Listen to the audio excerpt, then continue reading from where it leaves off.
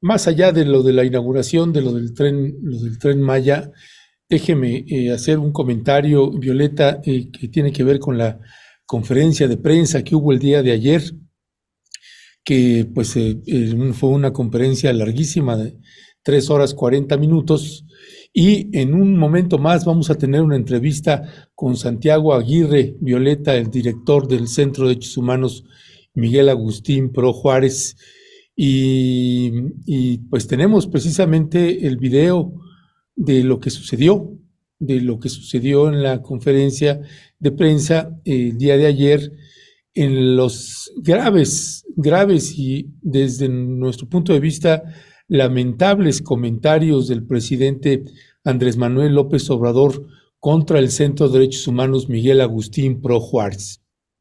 Antes de mandar al video, Violeta, pues me gustaría comentar también otra situación que me parece lamentable. ¿Pueden ponernos a los dos a cuadro, por favor? Gracias. Una de las cosas que me parece ya hasta surrealista es que pues la condición que está teniendo el ejército y la condición que están teniendo las y los defensores de derechos humanos, y que desde mi punto de vista me parece inaceptable. De pronto un joven periodista se deja manipular por el hijo del general Gutiérrez Rebollo, el señor César, el abogado César Gutiérrez, que ha estado también, lo hemos entrevistado aquí. Claro, uno puede entender que este señor esté defendiendo a su hijo, a su papá, perdón, el legado de su padre, el general Gutiérrez Rebollo, pues que involucrado en cárteles de la droga y además con un historial muy, muy oscuro. Pues de pronto este joven le pide al presidente Andrés Manuel López Obrador que después de la entrevista con el hijo de Gutiérrez Rebollo, pues ahora le vamos a dar hasta una disculpa pública. El Estado tiene que pedirle una disculpa pública al general Gutiérrez Rebollo. Y nos parece, de verdad, me parece verdaderamente lamentable hasta dónde estamos llegando con respecto de las Fuerzas Armadas. El general Salvador Cienfuegos, el principal responsable del ocultamiento de la información de la Secretaría de la Defensa Nacional, pues también ni siquiera fue llamado a rendir cuentas en el caso Ayotzinapa. El general Cervantes Aguirre, pues también fue premiado conjuntamente con él por haber sido profesor en el heroico Colegio Militar. Y el Centro de Derechos Humanos Miguel Agustín Pro Juárez, ayer duramente criticado y señalado, generando pues suspicacia de la población, todos los seguidores del presidente Andrés Manuel López Obrador. Por eso me parece delicado, Violeta, que se satanice tanto a un centro de derechos humanos que han hecho un trabajo invaluable, Violeta, y me parece de veras increíble lo que estamos viendo en este sentido, Violeta. Sí, Ernesto, bueno, pues ya más adelantito estaremos hablando también de esto que acaba de ocurrir en la mañanera, lo del Tren Maya, que no me parece menor, te decía, es Sí, sí. trending topic también a nivel mundial, pero bueno, aquí en México es número uno y me parece que también hay que abordarlo más adelantito. Y sí, esto que tú estás comentando es muy, muy importante. Ya estaremos teniendo esta entrevista con el director del Centro Mexicano de Derechos Humanos, Miguel Agustín Pro, y uno de los elementos a mí fundamentales que ellos señalan en su carta es una carta pues muy concisa, muy precisa, a mí me parece muy bien redactada, una respuesta que dan al presidente de la República. Uno de los elementos centrales son los señalamientos que han hecho de manera permanente al ejército mexicano. Entonces, eso me parece a mí parte del fondo. Ellos dicen estas críticas que hemos recibido no solamente ahorita, sino pues ya desde hace varios meses, Ernesto, pues se deben también a estos señalamientos en torno al ejército, a las violaciones de derechos humanos que se hicieron antes de esta administración y bueno, y todavía algunas que se siguen haciendo en esta administración. Ya nos estarán diciendo ellos pues cuál es su valoración y su visión y en particular a qué se están refiriendo, Ernesto. Y estas otras acusaciones también que ellos dicen que se están haciendo sin ser comprobadas y que bueno, a mí me parecen realmente graves, Ernesto. Sí, sí, gravísimo, gravísimo. Y uno entiende también, ¿no? Y se entiende la dimensión de un proyecto como el del Tren Maya. Me parece que no había necesidad de manchar la inauguración de ese proyecto, denostando así a un centro de derechos humanos. Así que vamos a dejarle a usted con las palabras del presidente Andrés Manuel López Obrador en la conferencia de prensa del día de ayer, y después vamos a regresar ya con una entrevista con Santiago Aguirre, director de este Centro de Derechos Humanos. Vamos a ver lo que dijo el presidente.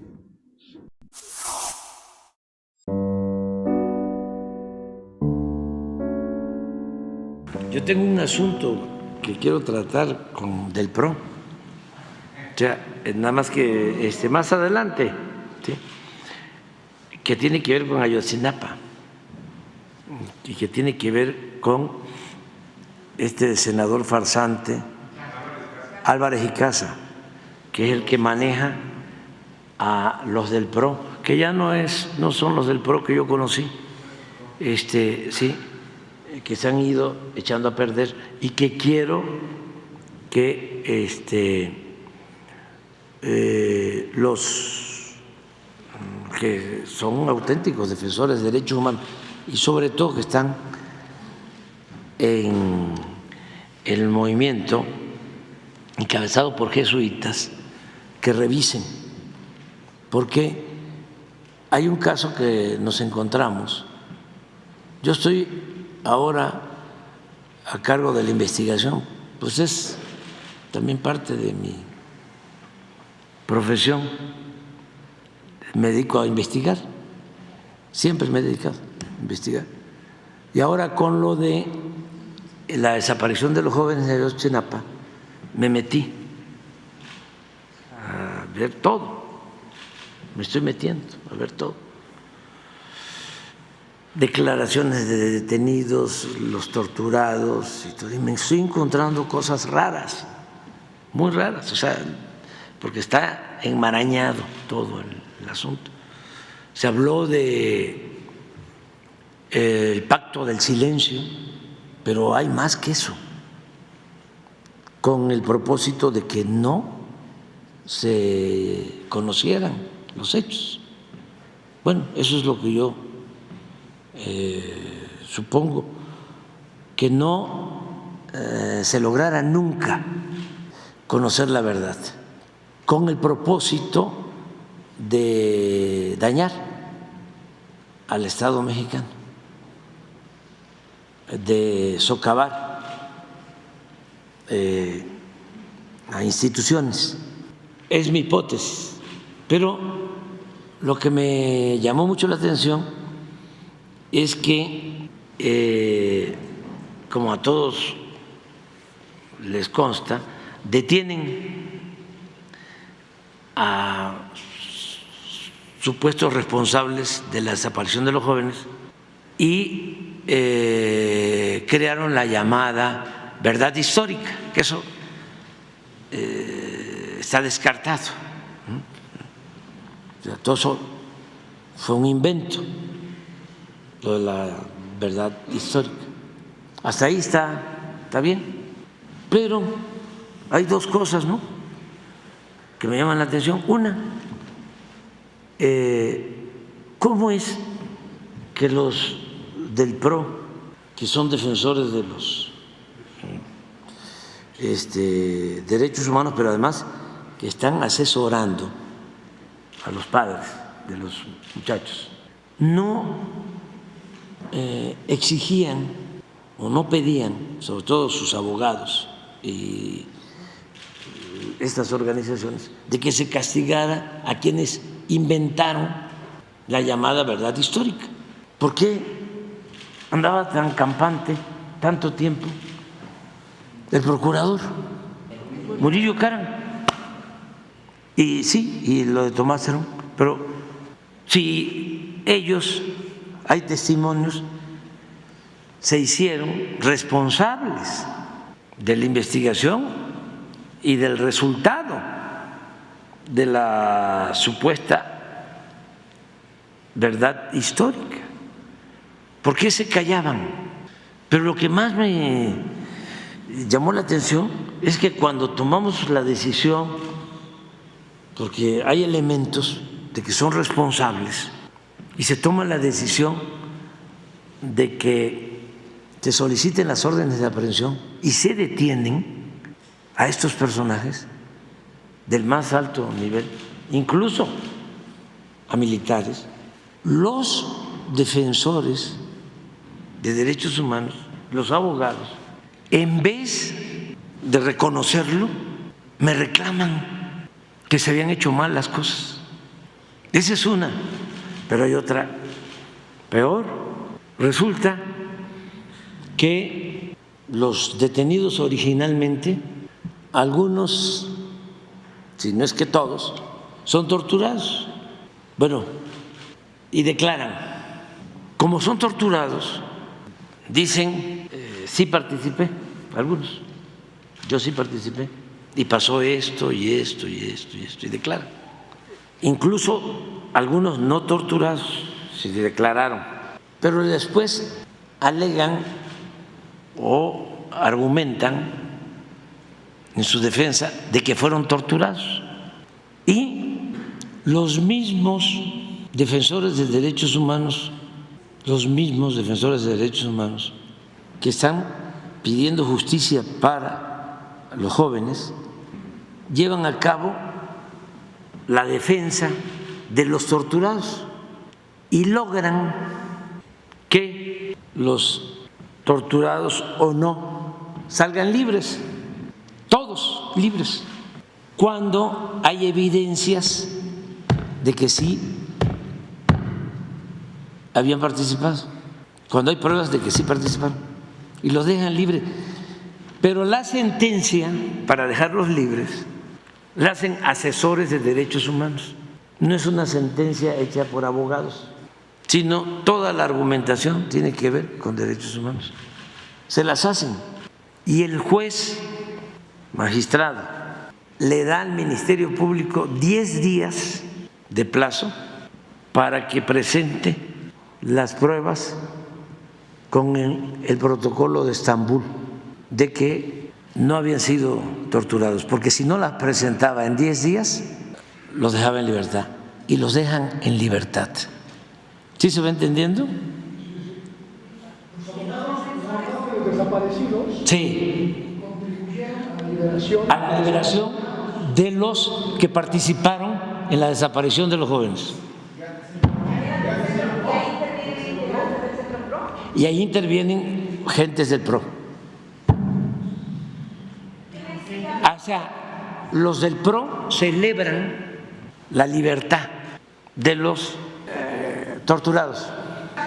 Por un lado, defienden a las víctimas, pero por el otro lado, participan para dar la libertad a los que argumentan, ¿sí?, con elementos o no, de que fueron torturados, y eso lleva a que los dejen libres. Entonces, ¿por qué me entero de esto? Porque tengo las pruebas de que los que supuestamente habían denunciado que habían sido víctimas de tortura, después declaran como testigos protegidos libres de que sí habían participado. ¿Pero qué creen que no hay doble cachucha? Pues es que ayúdenme, pues por eso lo digo. Ah, claro, o sea, sí, pero lo que quiero saber es qué hay en el fondo. O sea, ¿cómo dice un boletín del PRO? La sentencia para liberar a los torturados es excelente, de vanguardia. Y eso es lo que damos. ¿Saben cuántos salieron así? Más de 60. No, esos no estaban. Fundamentalmente de las bandas y algunas autoridades municipales. Pues es que los abogados que hicieron la gestión, el fiscal que estaba para atender los asuntos, todos vinculados a Álvarez y Casa. y a la Comisión Interamericana de Derechos Humanos, que es de la OEA. Entonces ya ven cómo, pero es interesantísimo. ¿Sí? Entonces, y a mí me llamaba mucho la atención de que no querían o no quieren que se hable de manera directa con los padres, no lo permiten. ¿Tampoco los periodistas?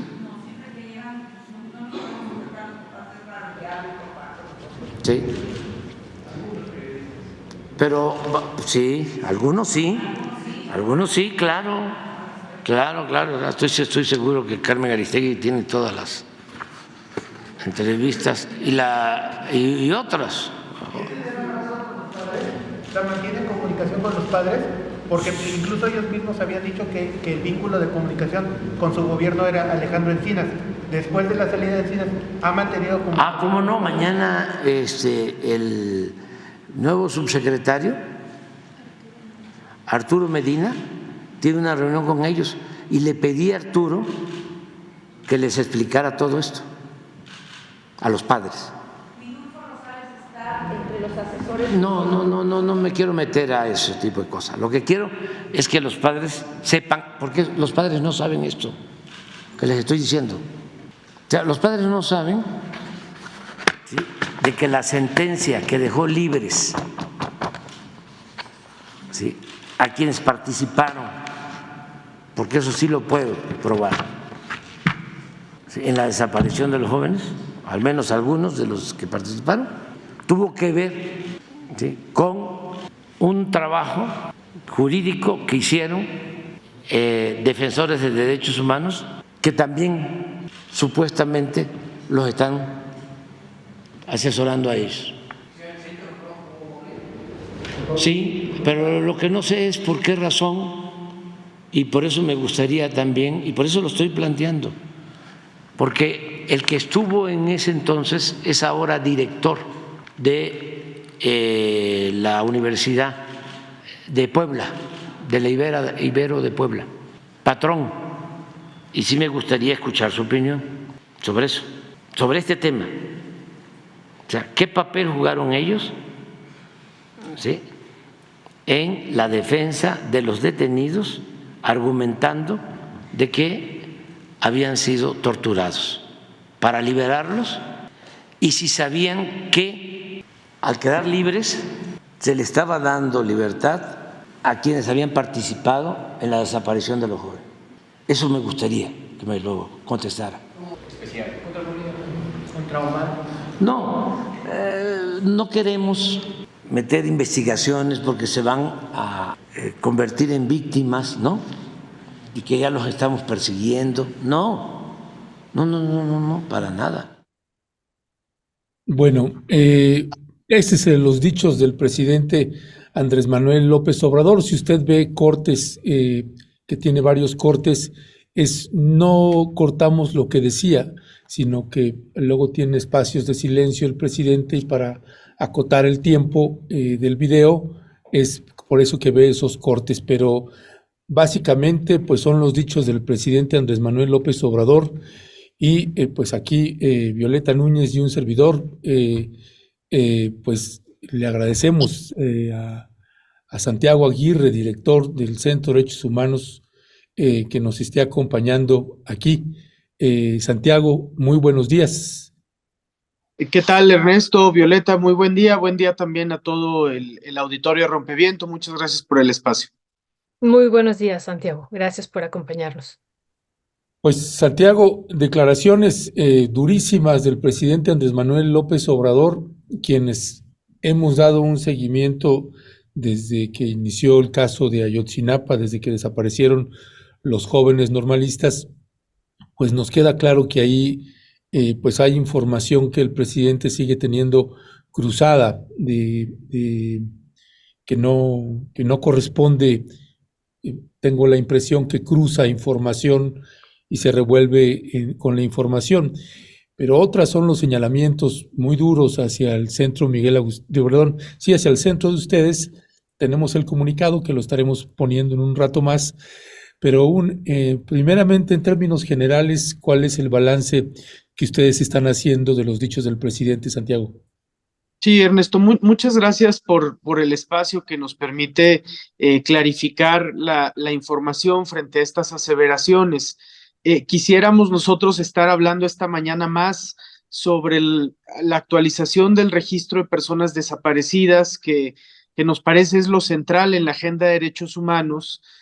Nos ha preocupado que se acoten 12,000 el número de desapariciones plenamente confirmadas cuando el fenómeno es más grande, pero en lugar de estar hablando de eso, tenemos que estar aclarando esta información que se virtió, porque hubo pues una serie de calificaciones muy duras respecto del trabajo del Centro PRO, y específicamente en Ayotzinapa lo que se dice es que de alguna manera habríamos incurrido en conflicto de interés al defender simultáneamente a los familiares de los desaparecidos y supuestamente a perpetradores. Esto es falso, nosotros nunca asumimos ninguna labor de representación jurídica de ninguno de los acusados.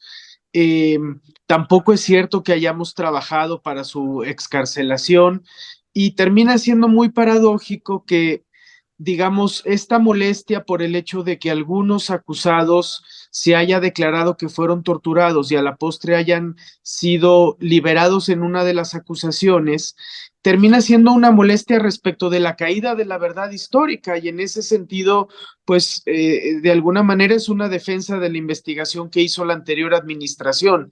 Entonces no podemos acompañar esas afirmaciones, desde luego que nos preocupan y las rechazamos tajantemente. Muchas gracias, Santiago Aguirre.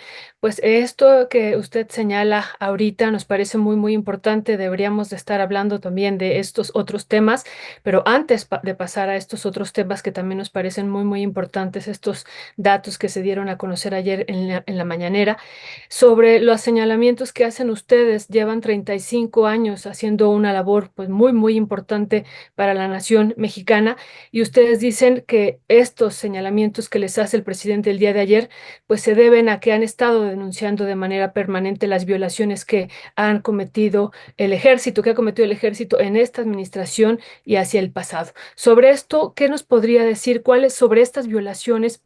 ¿Cuáles son estas violaciones que ustedes han estado señalando y por qué entonces el presidente y ustedes argumentan que esto es lo que está llevando a estas afirmaciones de él el día de ayer? Sí, Violeta, lo que intentábamos decir en el comunicado es que el Centro PRO es una organización de más de 3 décadas. Nuestro trabajo no ha sido perfecto, seguramente en más de un momento hemos cometido errores, pero nunca hemos incurrido en conflictos de interés como los que ayer se nos adjudicaron. Y creemos que esta descalificación está más bien vinculada a que no hemos quitado el dedo del renglón sobre los riesgos del empoderamiento militar del presente, que en el caso Ayotzinapa de forma puntual se están manifestando en la negativa del ejército a entregar la totalidad de los documentos de inteligencia vinculados sobre el caso, algo que en su momento el propio grupo interdisciplinario de expertos señaló y que no se ha remontado. Se trata de una serie de folios consecutivos generados por el Centro Regional de Fusión de Inteligencia, que estaba en Iguala ya para 2014, que no han sido entregados a la investigación a pesar de que contienen transcripciones de intervenciones telefónicas sobre sujetos vinculados con el caso, por ejemplo. Entonces, no hemos dejado de señalar eso porque lo están señalando los padres y las madres, les acompañamos en esta demanda, y puede ser, es posible que en eso esté la raíz de este intento de denostar al centro.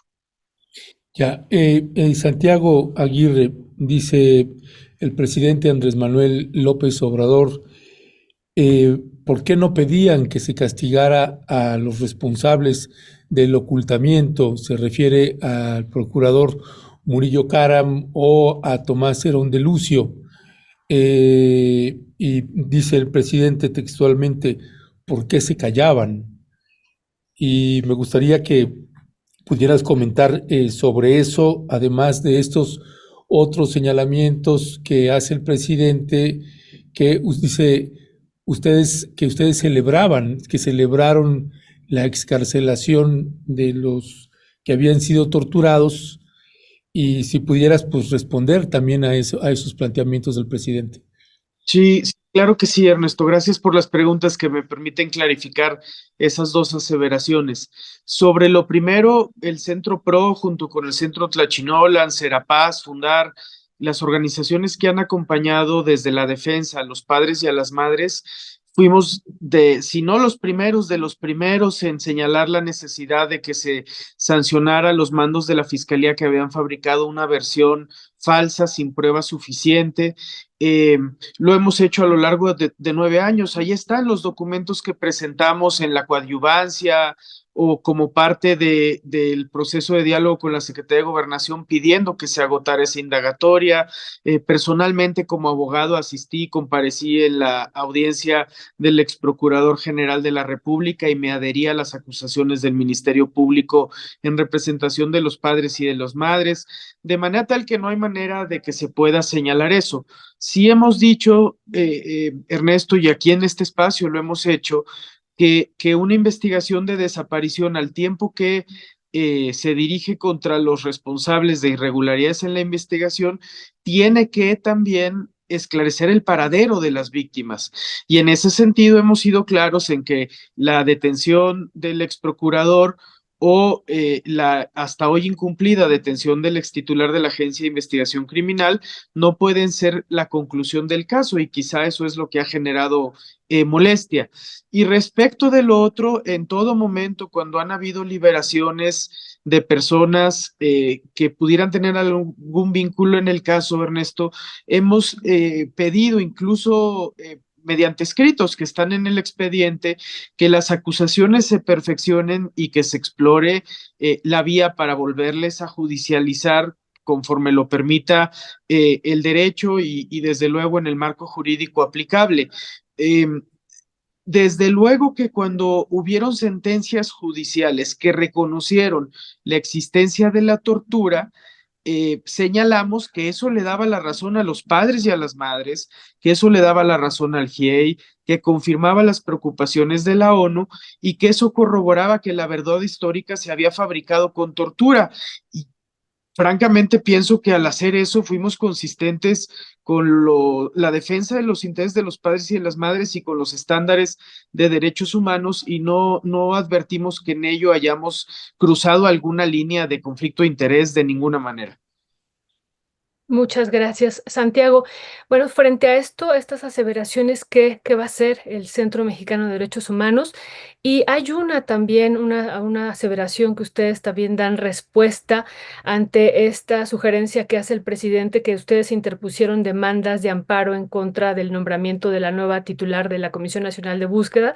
Sobre este punto en particular, ¿qué responder y qué es lo que viene ante estas, insistimos, aseveraciones que son fuertes y que realmente pues descalifican y que ponen un particular énfasis en que el Centro de Derechos Humanos ya no fue el que era? Sí, Violeta, muchas gracias. Sobre este particular, el Centro PRO no interpuso ningún amparo en contra de la designación de la nueva titular de la Comisión Nacional de Búsqueda. Los amparos contra nombramientos es una estrategia que llevan a cabo otras organizaciones de derechos humanos. Respetamos esa estrategia, no siempre la compartimos porque los criterios sobre la inviabilidad de recurrir por esa vía a nombramientos políticos están muy definidos, y nosotros no la acostumbramos y en esta ocasión no fuimos, y como se dijo en la mañanera que sí, pues también pensamos que era prudente clarificarlo. Sí señalamos que en esta ocasión el proceso de designación no cumplió con los estándares más altos porque las personas postuladas no presentaron en entrevista su plan de trabajo, y nos parece que eso es muy sano tratándose de una comisión con una responsabilidad tan alta como la Comisión Nacional de Búsqueda. Pero incluso al decir eso, expresamos nuestro respeto a la persona que hoy encabeza la comisión, porque no es una crítica sobre las personas, es más bien sobre cómo cuidar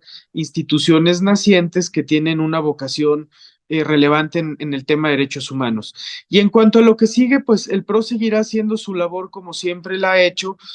Ayer también se ponía en duda si contábamos en la actualidad con el respaldo de la Compañía de Jesús, de los jesuitas, que son quienes fundaron el centro, quienes hoy participan hombro a hombro con nosotros en la defensa de derechos humanos.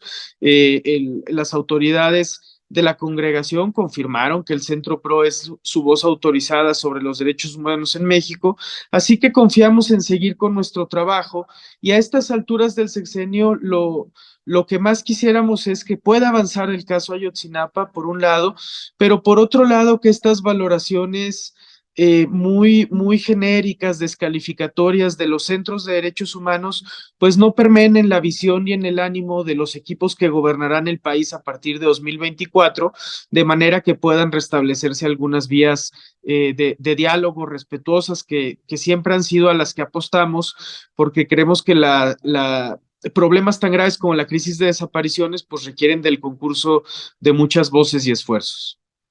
Gracias Santiago Aguirre por la puntualidad también de tus respuestas.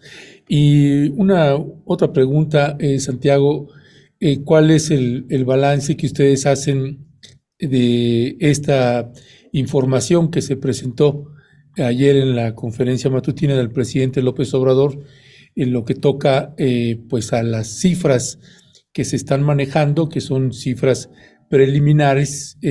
Aclararon que todavía siguen actualizando y resumiendo, dicen, se informó que de las 110,964 personas desaparecidas, solo se obtuvieron registros confirmados de 12,377 personas, que se localizaron a 16,181 personas, 17,843 se tienen consideradas como personas ubicadas y 26,900 casos. Los datos con los que se cuentan no son suficientes para seguir con las búsquedas. Y dice, y hay 36,000 sin información de domicilios que permitan nuevas acciones. Presentaron también la forma en la que llevaron a cabo estas indagatorias, la metodología que usaron. ¿Cuál es la valoración así en un primer esbozo? Nosotros también apenas estamos estudiando todo lo que presentaron ayer, pero ¿cuál es el primer balance que ustedes tienen? Sí, Ernesto, nosotros primero que nada creemos que es una buena noticia que se hable de la localización de alrededor de 16,000 de esas personas y también que se identifiquen que había una duplicidad en alrededor de 1,600 nombres de personas que estaban registrados. Ahora, ¿dónde vienen eso confirma que el registro debe revisarse y qué bueno que se emprendan esfuerzos en ese sentido. Ahora, ¿dónde viene nuestra preocupación, Ernesto? En el hecho de que se reconocen como plenamente confirmadas solo 12,000 desapariciones, lo que nos parece un número muy bajo frente al fenómeno real que documentamos, que escuchamos sobre terreno. Y se abren tres bolsas, perdón la expresión, pero quiero referirme así a estos tres nuevos conceptos no previstos en la ley de personas ya ubicadas, que fue una categoría ambivalente, personas sin datos suficientes para identificar, que no se explicó cuáles eran los datos faltantes que bastaban para incluir a alguien ahí, y la tercera, esta categoría de personas sin datos para la búsqueda, que nos parece también una categoría que puede estar justificando la incompetencia de las propias autoridades locales para buscar desaparecidos. Si sumamos estos tres rubros, son 79,000, casi 80,000 personas. Nuestra gran preocupación es que en esos tres rubros se esté yendo personas que efectivamente están desaparecidas y que ya a raíz de esto no sean buscadas. Y nos preocupa, ya algunos medios así lo reprodujeron, que la afirmación de que solo hay 12,000 desapariciones plenamente confirmadas minimice el sentido de gravedad y urgencia de esta crisis, que es, insisto, mucho mayor que la que estos números muestran. Muchas gracias, Santiago Aguirre.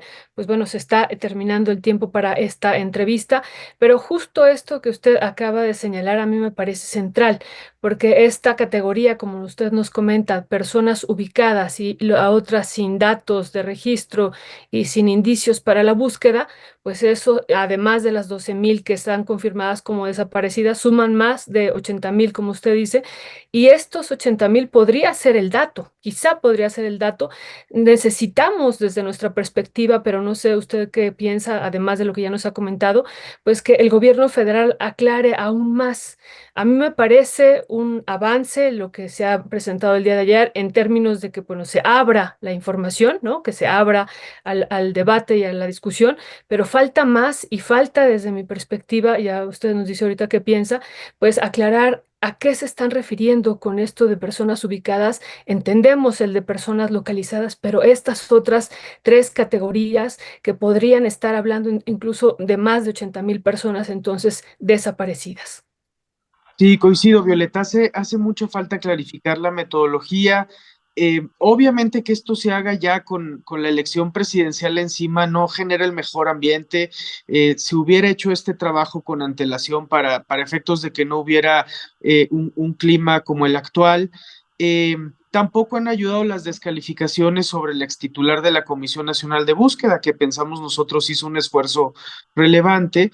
Y en la medida en que se clarifiquen estas categorías, vamos a poder saber más de cuál es el número real de los desaparecidos en el país, que es algo importante. Pero no quisiera dejar de subrayar que nosotros como Centro de Derechos Humanos quisiéramos ver este mismo empeño y el mismo liderazgo presidencial respecto de otras tareas frente a la crisis de derechos humanos que están pendientes. Por ejemplo, la construcción del Banco Nacional de Datos Forenses que le toca a la Fiscalía General de la República y que está muy rezagada,